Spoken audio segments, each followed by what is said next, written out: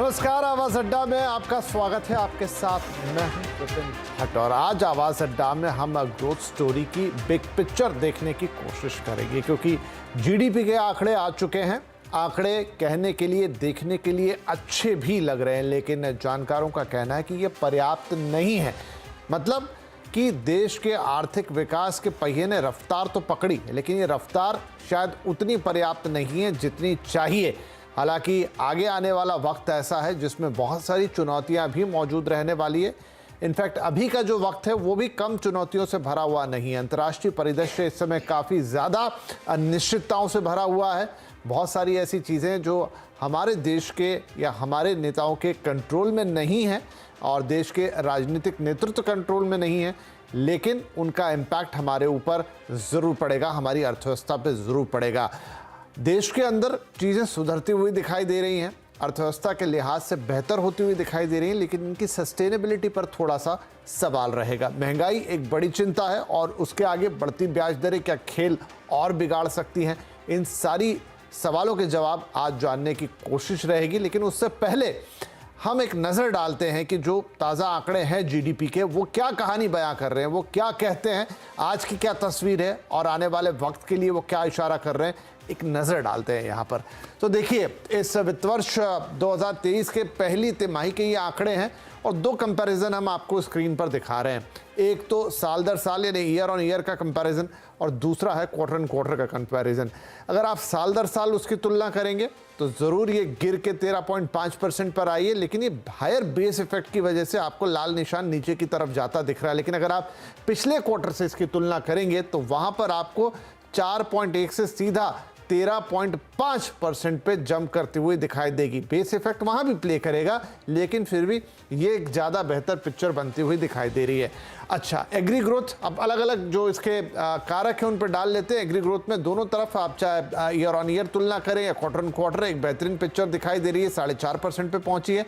इसी तरह आगे बढ़ते हुए हम दूसरी अगर हम बात करें फाइनल कंजम्पशन, प्राइवेट कंजम्पशन की बात करें तो यहाँ पर उसमें भी आप देखिए एक अच्छी खासी बढ़त, चाहे आप साल दर साल तुलना कर लें, चाहे आप क्वार्टर ऑन क्वार्टर उसे देख लें, यहाँ पर भी तो एक अच्छा संकेत आ रहा है। लोग सामान खरीद रहे हैं, खर्चा कर रहे हैं। सर्विसेज की ग्रोथ में भी देखिए ठीक ठाक के यहाँ पर जंप है, अगर पिछले क्वार्टर से तो काफ़ी बेहतर है। और अगर हम ईयर ऑन ईयर भी तुलना करें उस बेस इफेक्ट को ध्यान में रखते हुए तो भी ये 17.5% से ऊपर जा रहा है।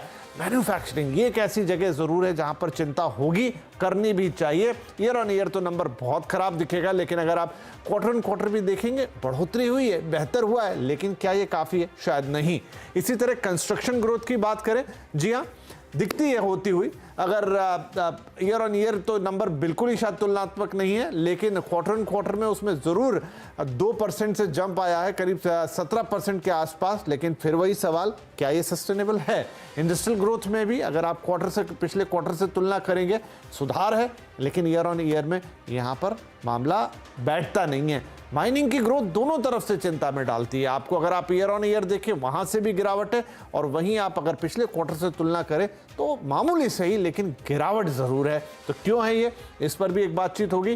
ट्रेड, होटल ग्रोथ, ये सब अगर आप देखें तो वही पिछले क्वार्टर के मुकाबले एक बेहतरीन पिक्चर, साल दर साल के कंपैरिजन में उतनी ख़राब नहीं, लेकिन हाँ एक नेगेटिव पिक्चर।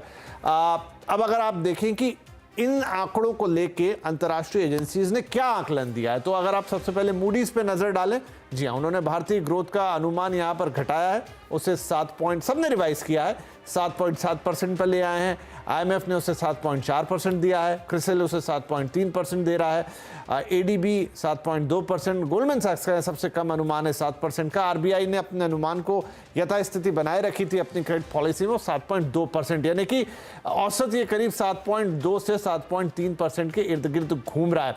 ग्रोथ पर वित्त मंत्रालय क्या कहता है कि Q1 में जो ग्रोथ है वो प्री कोविड लेवल से 4% ऊपर है। अगर आप उस तरीके से तुलना करें, पीछे चले जाएं कोविड एरा से पहले, तो वहां से वो 4% ऊपर दिखाई दे रही है। शायद ये सिल्वर लाइनिंग पकड़ने की कोशिश है। और ग्रॉस फिक्स कैपिटल फॉर्मेशन में 74.7% की ग्रोथ है। ये 34.7% की, लेकिन ये जो फिगर आप देख रहे हैं ये इन्फ्लेशन एडजस्टेड फिगर है। ये शायद एक्चुअल में फिगर थोड़ा कम है, लेकिन इन्फ्लेशन से एडजस्ट करेंगे तो 34.7% पर जाएगा। कैपिटल फॉर्मेशन ग्रोथ 10 साल में सबसे ज्यादा है। उस इन्फ्लेशन एडजस्टेड फिगर को आप देखें तो यही एक हाईलाइटेड पॉइंट है कि 10 साल में सबसे ज्यादा निकल कर आई है। तो इसके क्या मायने होंगे ये भी हम समझेंगे। फिस्कल डेफिसिट के लक्ष्य को हासिल करेंगे 6.4% का, ऐसा कहना है वित्त मंत्रालय का। और साथ ही वो कहते हैं कि इस वित्त वर्ष में 7% से ज्यादा जीडीपी ग्रोथ का अनुमान है। जो अनुमान हमने देखे वो सभी 7% से ऊपर थे और वही वित्त मंत्रालय का भी यहां पर अनुमान आता हुआ दिखाई दे रहा है। तो ये एक ओवरऑल डेटा है और उसके ऊपर अलग अलग रेटिंग एजेंसीज का क्या कहना है, खुद वित्त मंत्रालय का यहां पर क्या कहना है।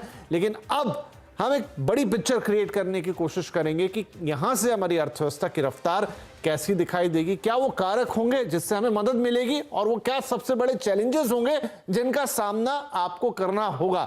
तो चलिए माफ कीजिएगा, इस चर्चा की शुरुआत करते हैं। हमारे साथ कुछ खास मेहमान हैं आज। सीआईआई के आईसीटी नेशनल कमेटी के चेयरमैन विनोद शर्मा साहब, क्रिसिल के सीनियर डायरेक्टर और चीफ इकोनॉमिस्ट डीके जोशी साहब, ओइस्टर कैपिटल के CEO Atul Joshi ji, complete circle के मैनेजिंग पार्टनर और सीआईओ गुरमीत चड्ढा साहब और वरिष्ठ आर्थिक पत्रकार अनिल पद्मनाभन जी। आप सभी का बहुत बहुत स्वागत है और एक बहुत अच्छी चर्चा की हम यहाँ उम्मीद करेंगे। इतने बढ़िया मेहमान आज हमारे साथ हैं। डीके जोशी साहब, आपसे हम शुरुआत करते हैं। देखिए, नंबर्स अपनी जगह पर आ चुके हैं, उस पर अलग अलग अनुमान भी हम देख रहे हैं, कुछ रिवाइज रेटिंग हुई है, सब कुछ हुआ है। और साथ में ये भी कि जो एक पिक्चर निकल कर आ रही है उसमें ज़्यादातर लोगों का कहना यह है, मैं आपसे भी उस पर आपकी राय चाहूँगा कि अच्छी पिक्चर तो है लेकिन क्या ये पिक्चर पर्याप्त है? आपका क्या कहना रहेगा? एक अच्छी है, पॉजिटिव तो है, लेकिन क्या जिसकी हम उम्मीद लगा के बैठे थे ये वो पिक्चर है? देखिए, जहां तक आंकड़ों का सवाल है, ग्रोथ 13.5% रही है जीडीपी में, जो मार्केट की एक्सपेक्टेशन से कम थी। जो प्रोफेशनल फोरकास्टर्स का सर्वे होता है उसमें 14.5% एक्सपेक्टेड था और आरबीआई का मानना उससे भी ज्यादा 16.2% था। तो बेसिकली ये थोड़ा एक्सपेक्टेशन से नीचे रहा है, पर ओवरऑल आई थिंक ये ग्रोथ रेट काफी अच्छा है आई वुड से, और इसमें सीक्वेंशियल मोमेंटम भी दिखाई दे रहा है। तो इसमें देखने वाली बात यह है कि कौन से क्या इसके ड्राइवर्स हैं और क्या वो सस्टेन करेंगे कि नहीं। तो इस जीडीपी के आंकड़े में दो चीजों ने बहुत मदद की है। एक तो प्राइवेट कंजम्पशन में बहुत जबरदस्त उछाल आया है, जो कि मेरी एटलीस्ट एक्सपेक्टेशन से ज्यादा था। और दूसरा जो सपोर्टिंग फैक्टर रहा है और पॉजिटिव है मीडियम रन के लिए, वो ये है कि इन्वेस्टमेंट्स जो है, ग्रॉस कैपिटल फॉर्मेशन, वो अभी भी पॉजिटिवली बढ़ रहे हैं। उनका जीडीपी में जो उनका अनुपात है वो बढ़ रहा है, इन्वेस्टमेंट रेशियो बढ़ रहा है। तो ये तो पॉजिटिव एस्पेक्ट्स हैं। किसने हमें सपोर्ट नहीं किया? वो एक तो गवर्नमेंट ने, जो सरकार ने कंजम्पशन एक्सपेंडिचर बहुत काटा है इस बारी। सिर्फ 1.2% के आसपास उसमें ग्रोथ दिखाई दी है, जो कि पिछले साल भी बहुत कम था। तो बेस इफेक्ट कमजोर होने के बावजूद भी तो सरकार ने जो रेवेन्यू स्पेंडिंग है वो नहीं की है, कैपिटल स्पेंडिंग की है। मोटी मोटी बात यह है। और दूसरी चीज जो अब ग्रोथ के लिए कंस्ट्रेंट बन रही है वो ये है कि एक्सटर्नल एनवायरनमेंट, एक्सपोर्ट्स हमारे उतनी तेजी से नहीं बढ़ रहे हैं और इंपोर्ट्स बहुत ज्यादा तेजी से आगे जा रहे हैं। तो जिससे ट्रेड डेफिसिट बढ़ रहा है, करंट अकाउंट डेफिसिट बढ़ रहा है। तो ये एक तरह से जीडीपी से सब्ट्रैक्ट करता है अगर ये बढ़ता है। तो ये इस तरह की एक पिक्चर उभर के आ रही है। और मैं ये कहूंगा कि आगे चलते हुए हमें ग्लोबल एनवायरनमेंट का खास तौर पे ध्यान रखना पड़ेगा कि अगर ग्रोथ वहां पे एडवांस कंट्रीज में रिसेशन आता है तो उसका असर हमारे पे अवश्य पड़ेगा। दूसरी बात ये देखने वाली है कि जो अभी आरबीआई ने इंटरेस्ट रेट बढ़ाए हैं, अभी पिछले मई से जो शुरू किया सिलसिला, उसका असर अभी इन आंकड़ों में नहीं दिखाई दे रहा है। और क्योंकि उसका असर इकोनॉमी में पड़ने के लिए 8 से 9 महीने कम से कम लगते हैं। तो ये अभी मॉनेटरी पॉलिसी का इम्पैक्ट आगे चल के आएगा, वो लास्ट क्वार्टर में या उससे अगले साल के लिए ज्यादा चिंता का विषय बनेगा। और अच्छी बात यह है कि ग्लोबल कमोडिटी और क्रूड प्राइसेस में थोड़ा सा स्टेबिलिटी और एट लोअर लेवल्स दिखाई दी थी, पर अभी भी कुछ कहना one can't be very sure कि किस डायरेक्शन में जाएगा। पर उसका एक लाभ तो हमें ये मिलेगा कि जो कंपनीज के मार्जिन पे एडिशनल प्रेशर पड़ा था वो थोड़ा सा कम होगा। बट उसके साथ साथ क्योंकि क्रूड कमोडिटी के दाम नीचे जाने के पीछे ग्लोबल स्लोडाउन भी है, तो उसका इमीडिएट असर हमारे एक्सपोर्ट्स पे भी दिखाई देगा। तो एक तरह से बड़ी मिक्स्ड और कॉम्प्लिकेटेड पिक्चर है, जिसमें ग्लोबल इन्फ्लेशन अभी भी कंट्रोल में नहीं है, ग्रोथ नीचे की तरफ जा रही है, जियोपॉलिटिकल रिस्क अभी खत्म नहीं हुए हैं। तो इस इन इन एक एबनॉर्मल सी सिचुएशन ग्लोबली बनी हुई है, और उसमें हमारी जो रिकवरी है उस कॉन्टेक्स्ट में मैं कहूंगा कि अभी काफी हेल्दी रिकवरी इस क्वार्टर में देखने को मिली है। आगे चल के इसमें स्टेटिस्टिकली ये नीचे जाएगी, उसके बारे में हम बाद में बात कर सकते हैं। ठीक है, आगे चल के नीचे जाते हुए दिखाई देगी, ऐसा कह रहे हैं यहाँ पर डीके जोशी साहब। और वही कि वो बेस इफेक्ट जब जाता हुआ दिखाई देगा तो वो नंबर्स भी नीचे जाते हुए दिखाई देंगे। लेकिन उन्होंने एक टर्म का प्रयोग किया, mixed and complicated, highly complicated.